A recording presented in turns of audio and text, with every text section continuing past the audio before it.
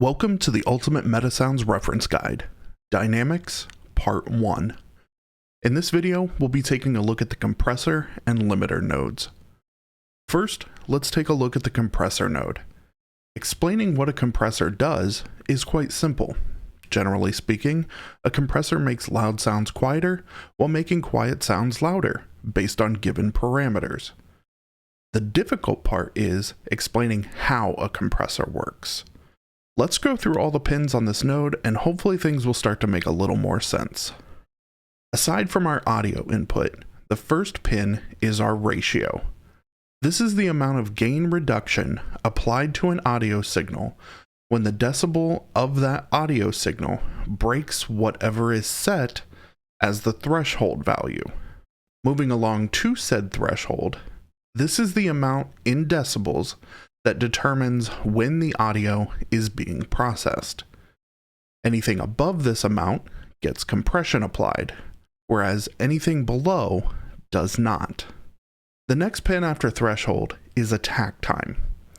This is the amount of time it takes for the audio signal to go from no compression to full compression. The release time is the exact opposite. This is the amount of time it takes for an audio signal with full compression to return to zero compression.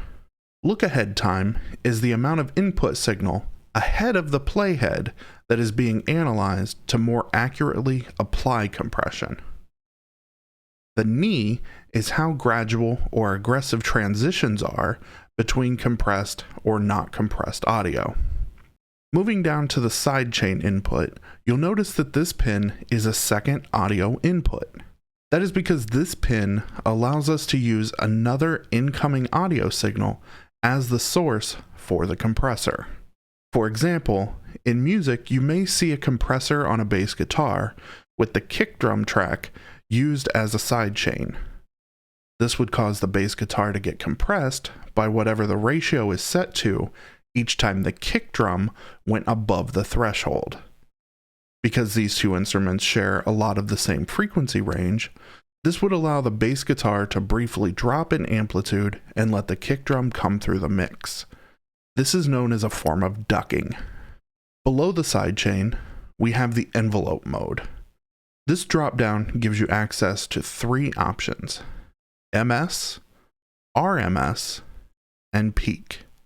MS and RMS are two different algorithms used to calculate the average amplitude of an incoming audio signal, whereas peak is the maximum amplitude of an audio signal at a particular sample. Next up, we have a Boolean input to select between analog and digital modes. By default, analog mode is turned on and will most likely be the mode used. Analog mode during compression will soften audio signals and all the peaks of the signal will remain relatively intact, while digital mode has a tendency to cut peaks, which can introduce clipping or distortion. While keeping these peaks seems like something everyone would want, you may find situations where switching is beneficial to your application. Continuing down the left side of the node, we have another Boolean for upwards mode. Unlike analog mode, by default, this setting is turned off. As I mentioned earlier, a compressor's job is to make loud sounds quieter while making quiet sounds louder. Upwards compression ignores the first part of that definition.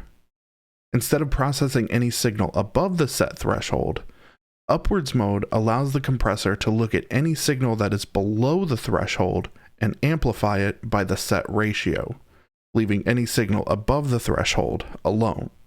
The last input pin on the compressor node is the wet-dry mix. This input determines the ratio of original uncompressed signal and processed compressed signal to mix together in the audio output. 0 means only the original signal will be allowed through. 1 is only the compressed audio signal, and anything between is a blend of the two. For the final pin on the compressor node, let's move over to the output side, where we'll see the gain envelope output. First and foremost, while this is an audio output pin, it is highly recommended that you do not route this signal through any routing matrix that will result in the signal being sent to your speakers. This is because the signal being output is meant to be used as a gain profile. It contains an ultra-low frequency with a strictly positive polar pattern instead of the typical alternating polar pattern found in audible audio signals. This signal can be used to route into other sidechain type inputs.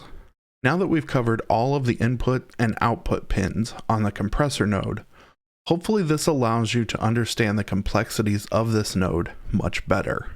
So now let's move on to the much simpler limiter node.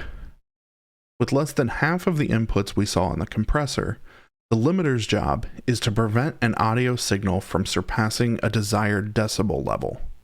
Aside from our audio input, we'll find only 4 other inputs: input gain, threshold, release time, and knee type. The input gain allows us to amplify the gain of the incoming signal so that it will meet or exceed the threshold settings. The threshold setting determines above what decibel level limiting will occur.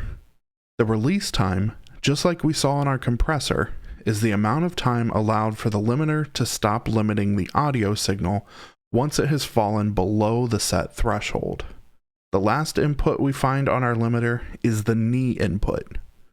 Unlike our compressor that allowed for a variable knee, the limiter only has 2 options: a hard knee or a soft knee.